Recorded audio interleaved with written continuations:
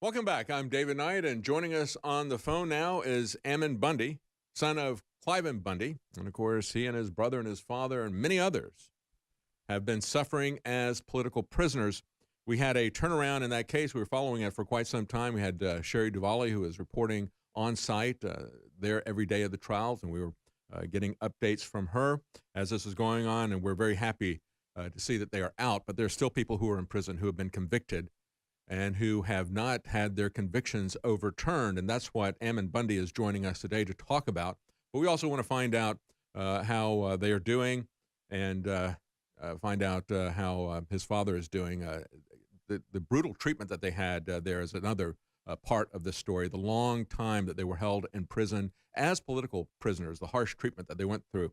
And we saw this on his Facebook page. They have a Facebook page at Bundy Ranch, where there are updates, and if you want to get that information, you can get that there. But he wants to get information about those people who are still being held in prison, and the government hid evidence that would have, I believe, allowed these people to be set free, just as the judge decided. And again, the federal prosecutors were still coming back to this judge here 6 months later after she had dismissed this case. First, she said it's a mistrial because of information that came out from a whistleblower. Then 6 months later, they're coming after she said she was going to dismiss it. They're still trying to do this. So joining us now is Ammon Bundy. Thank you for joining us, Ammon. Thank you for having me, David. First of all, how is your father? I'm so glad to see that you guys are out, some of you anyway. How is your father doing? Because he was, he's in his 70s, and he was going through this brutal treatment. It's brutal for you and your brother and others that were there, but especially to him, I think. How is he doing? How's his health? He's doing well. I mean, he's gained weight back, healthy weight back.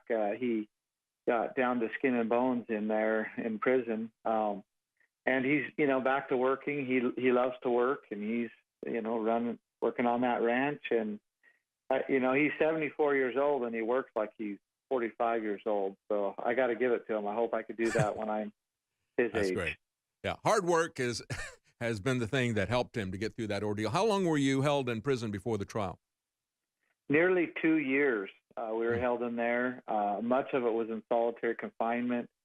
There was some terrible things that they did to us. They, broke my both front teeth. They chipped my hip. Wow. Blew my eardrum. Just things like that. Just from the abuse in there. My dad got an infection in his jaw. He ended up losing most of his teeth. Was this done to you by the prison guards, or did they have other inmates do it? They were the ones who chipped your hip and damaged your eardrum? I had two men kneeing me at the same time, and one was and I'm not exaggerating, he was close to a 400-pound man, and another one was a good-sized man. And they kneed me at the same time, both one on one side, one on the other side, and it either broke a chip or a cartilage in my hip, and it still floats around in there. And then they threw me in solitary confinement, and didn't give me medical attention for over 40 days. Well, you clearly were political prisoners, and we've seen this type of treatment. I've covered many trials.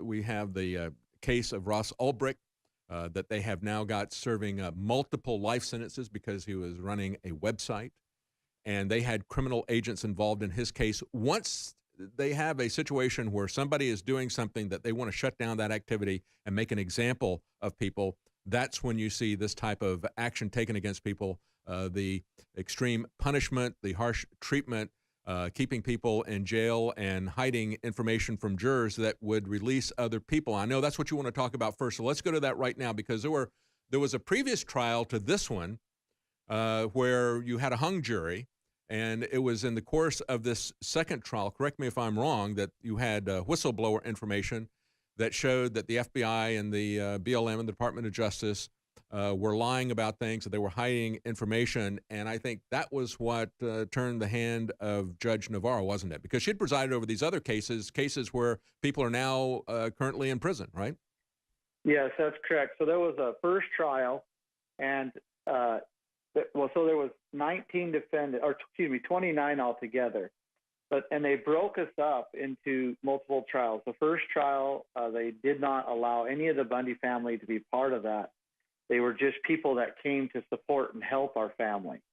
And and they literally just steamrolled them in that trial, would not allow them to talk about the militarization of the BLM. They wouldn't allow them to talk about the BLM agents' conduct while they were at the ranch.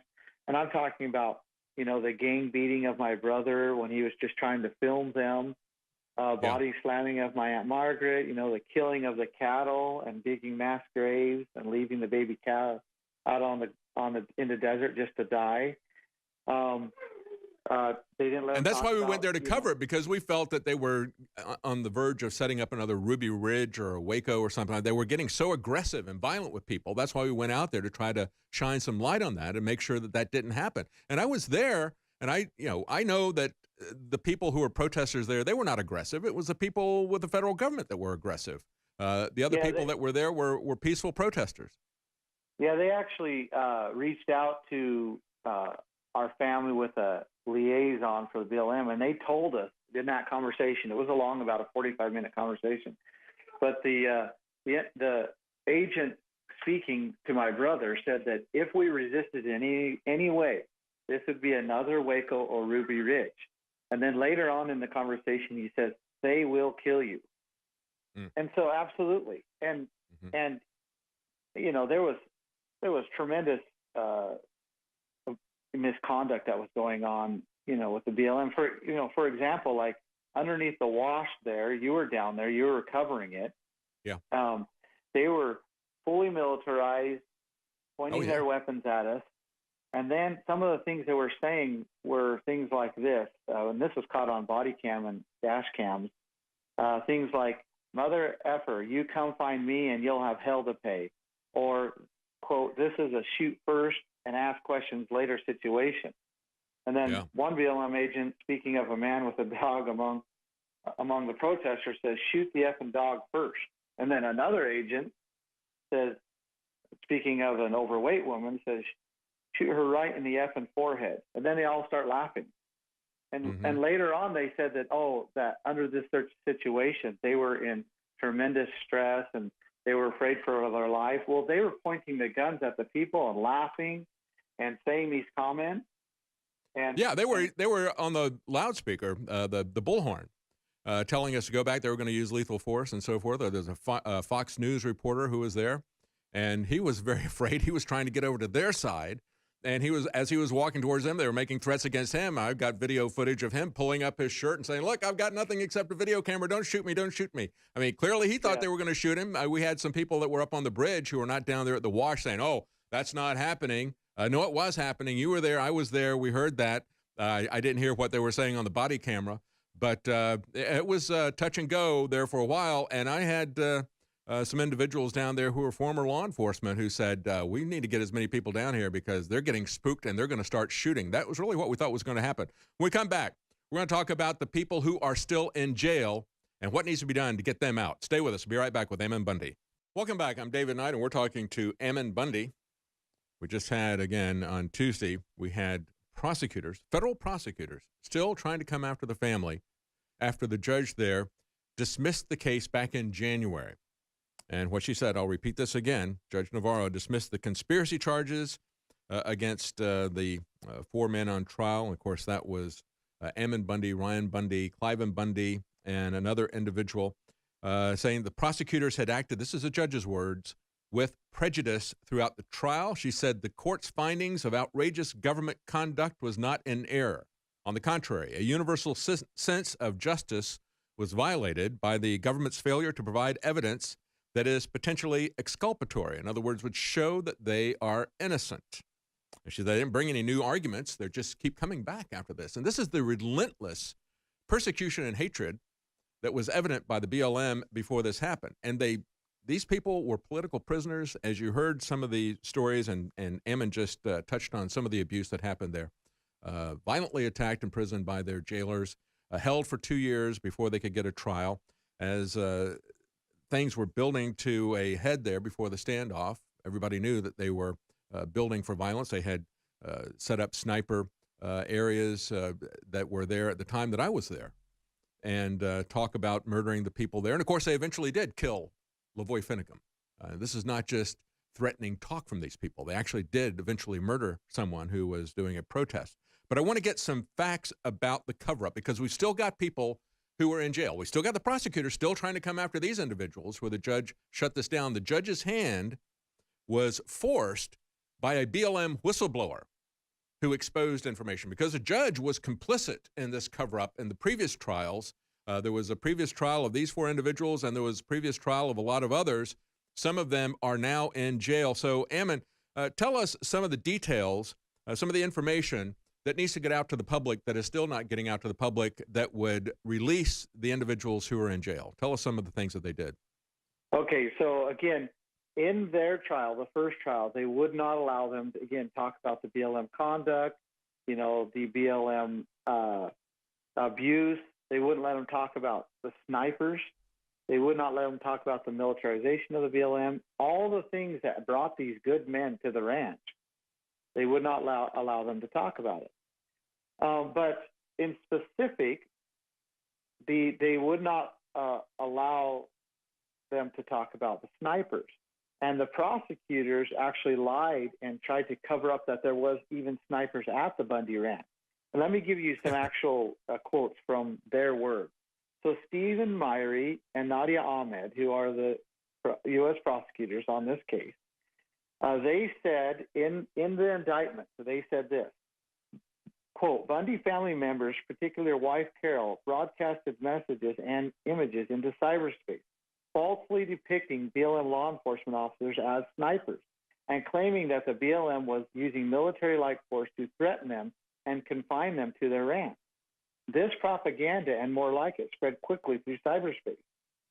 Then later on, the prosecutor said that in the indictment, quote, that the investigation to date reveals that the BLM has no snipers and no established perimeter, even in or near the Bundy family or property.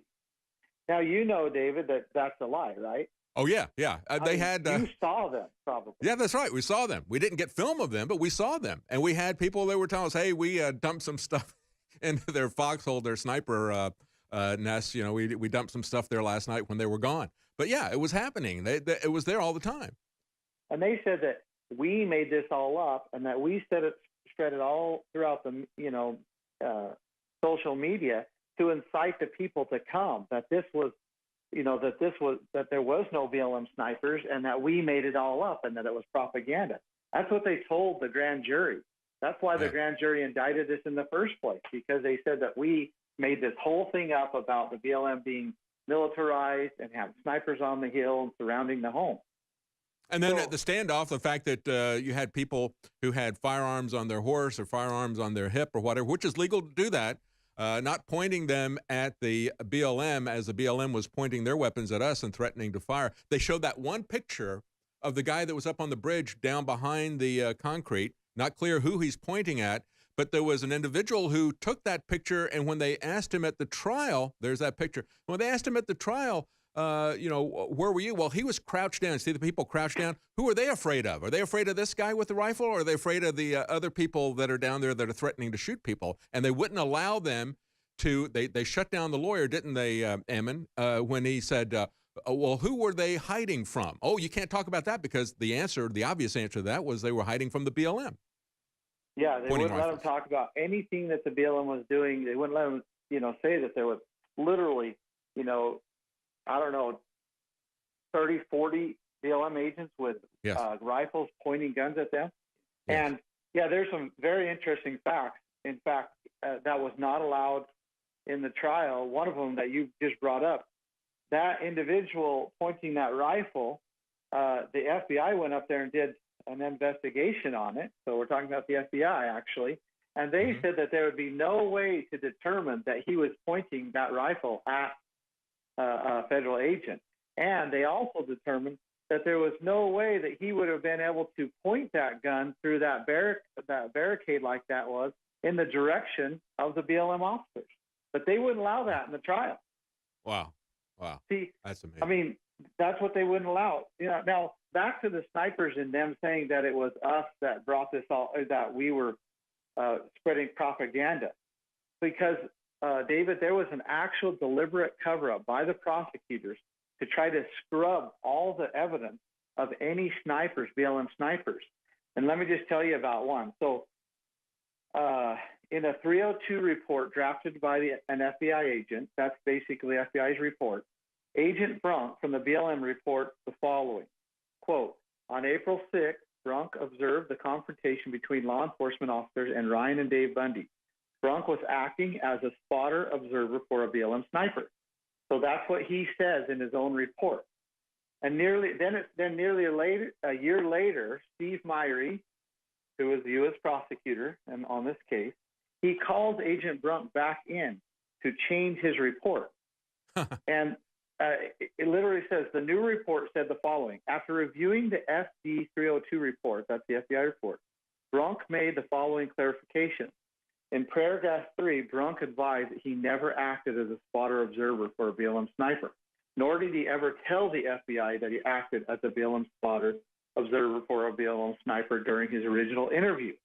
Wow. So see, this is what we're seeing with Peter Strzok and these other individuals. That it's now come out that, and they're, again, it was politically based, just like your trial was politically based. And we're going to talk about the political basis of this in the next segment, because we need to get this story out there, because your father and your family are constantly slandered by the mainstream media as welfare ranchers. Nothing could be further from the truth. That makes me incredibly angry. I can only imagine how it makes you feel when you hear those types of charges. You're fighting for our freedom. You're fighting for my freedom. I understand exactly what you guys have done, and I really do appreciate what you've done. But when we see these FBI agents, we know that in the case of President Trump, they have changed their statements to get to cover up for some people, or to make other people appear more guilty. And they did the same thing in your trial. This is a systemic corruption throughout the Justice Department, the FBI, and so forth. This is something that is systemic. This is not isolated to a political attack against President Trump. It is systemic against anybody that they perceive as an enemy, and that includes you, and it includes people like Ross Ulbricht and others, anybody that they single out. Yeah, it's rotten from the top and the bottom. It really is, and it is not isolated to the Bundy Ranch or to President Trump. You're exactly right. The tactics are the same, and what they're doing to us is basically denying justice. And yes. when a people feel like they're denied justice, then they lose complete confidence in the system, and That's then right. Other things happen. We don't want that to happen. Exactly. It's a very corrupt system, and it's got to be fixed. And we're going to talk about the other part of the corruption and what the BLM was initially doing when we come back.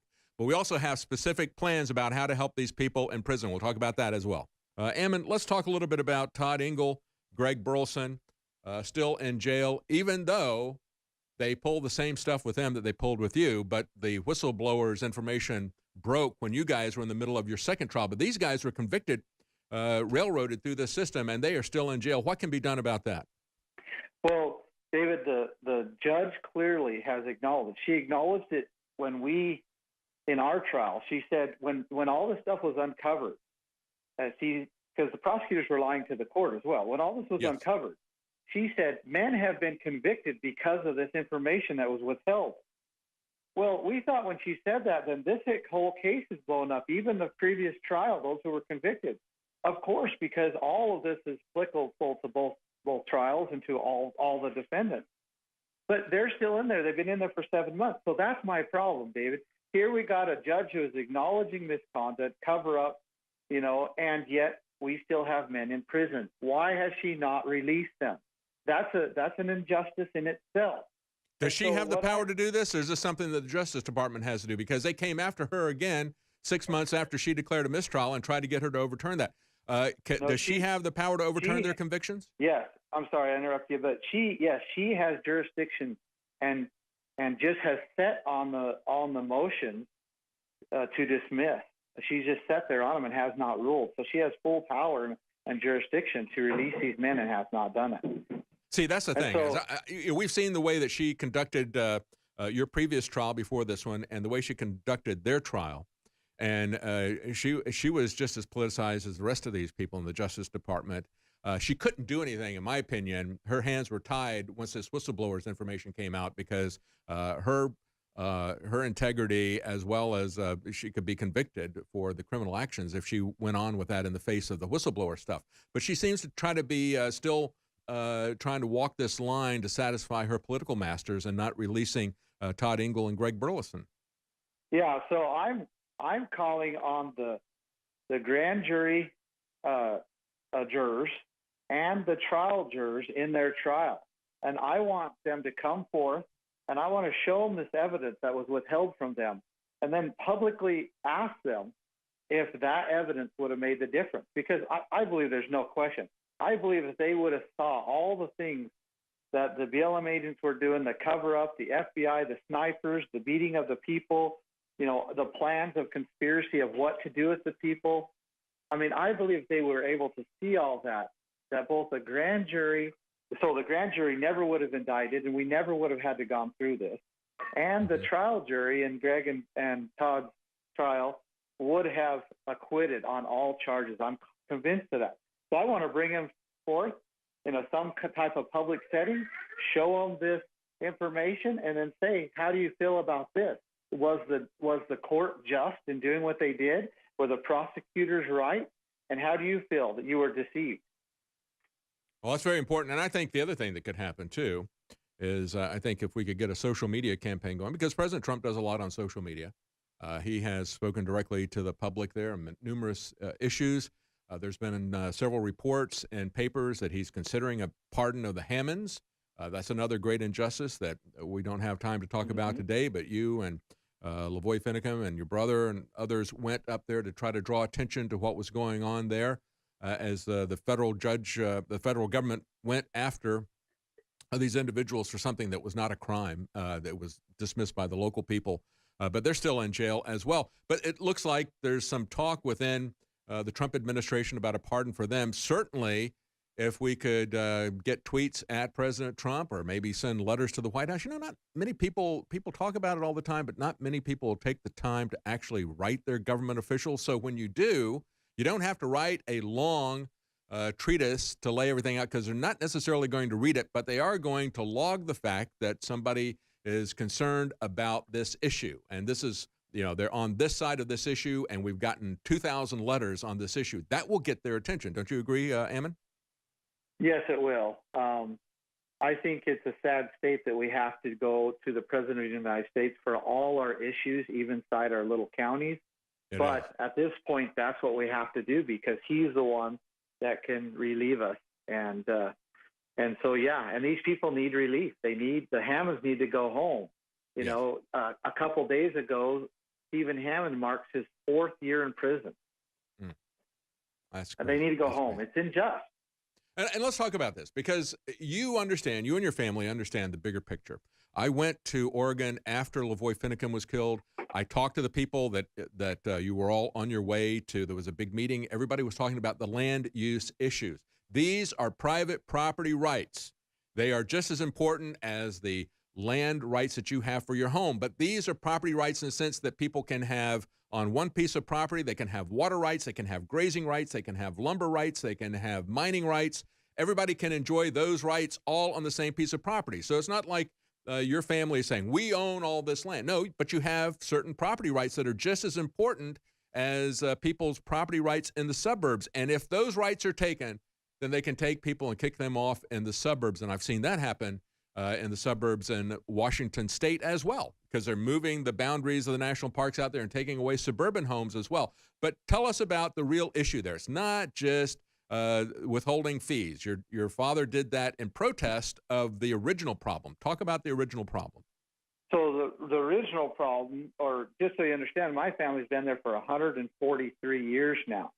Yeah. We've been ranching on that land. We own vested water rights and grazing rights on that land, deeded with the state of Nevada. And the federal government will not recognize those, and basically says that the land belongs to them, and so therefore any rights on the land also belongs to them. And that is completely contrary to the Constitution and to all the laws that have built this land up to this point. And so they literally are basically what they're trying to do is they're trying to socialize everything. They're trying to take private property and turn it into the state property. Yes. in Yeah. particular the federal government's property. And then they could lease it back or do whatever they want to do to fully control it, to make money off of it, and to build their organization. But the problem is that it's ours. I mean, That's right. It's ours to the point where my dad has borrowed money from the banks. It's vested property. He could sell it, trade it, borrow against it, and he has. And yet, And now there they were want to over come and 50 say that it's ranchers in theirs. that area, and they ran every single one of them off except for your father, using these same types of tactics. And we have seen what they want to do. They called it UN Agenda 21. Now they call it the UN 2030 Agenda. They want everybody off of the rural lands. They want people out of the suburbs. They want to pack everybody into the cities because that's where it is easiest for them to control everyone. That is what is really fundamentally at the bottom of this issue. And the stuff about grazing fees that were withheld, that was a secondary issue. Thank you so much for joining us, Ammon Bundy. And again, you can find them on Facebook at Bundy Ranch. We need to stand up for these people who have been victimized and wrongfully convicted. Thank you so much, and good luck to you, Ammon.